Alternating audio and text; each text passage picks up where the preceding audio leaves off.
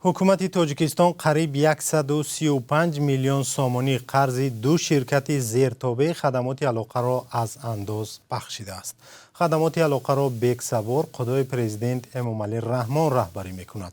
برخی کارمندان ساحه علاقه میگویند چنین امتیازها باید برای همه باشد، نه تنها شرکت های بیگ سوار. همکارم مولا رجب یوسفی این موضوع را آموخته در استودیو با ماست.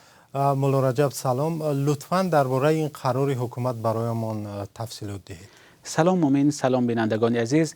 در قرار حکومت آمده است که 97.4 میلیون سومانی قرض تاجیک تلکام و 37.4 میلیون سومانی قرض مرکز الکترومغناطیسی به اعتماد اعتراف گردیده از حساب برآورده شوند. این مبلغ هم مالیات و هم جریمه است که سالها باز جمع شده است.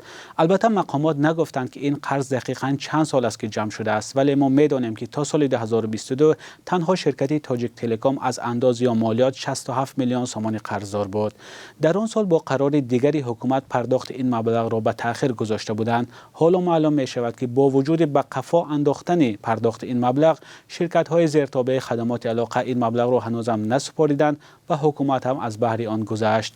مومن، نکته جالب این است که طبق اطلاع رسمی درآمد شرکت های زیرتابع خدمات علاقه در سال روان به طور چشم‌رس زیاد شده است.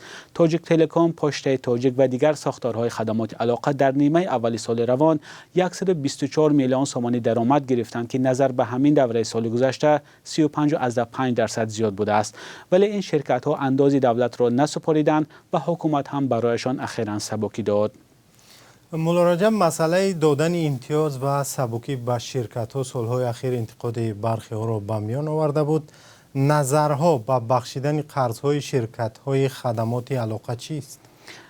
برخی کارمندان ساحه مخابرات گفتند که امتیازهای کلان حکومت به شرکت‌های دولتی رقابت را در بازار خلل‌دار می‌کند. کارمند یکی از شرکت‌های مخابراتی 9 سپتامبر با شرط فاش نشدن نامش به رادیو آزادی گفت دیگر شرکت‌های مخابراتی خدمت رسانه و یا طرفه‌های خود را با نظرداشت انداز به مشتریان پیشنهاد می‌کنند. این همصحبت ما گفت شرکت‌های خصوصی مالیات دولت را می‌دهند اما شرکت تاجیک تلکام نه و این حالت رقابت ناسالم را در بازار به میان می‌آورد. کارشناسان هم میگویند که دولت برای همه شرکت‌ها باید قاعده یگانه بازی را معین کند و نباید شرکت‌های علاهیده از امتیازهای اندازی برخوردار گشته دیگران زیر بار انداز قامت خم بکنند.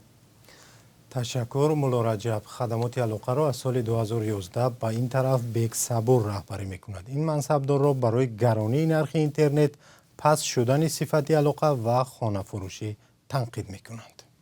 سلام، اگر خط و خبر میخواهید ما داریم. نوید بامدادی، سرخط خبرها، اخبار تاجیکستان و جهان، گزارش ها و تحلیل ها. چی میگذرد و چرا؟ دانستن فهمیدن است. ضمیمه یا اپ ما را بگیرید.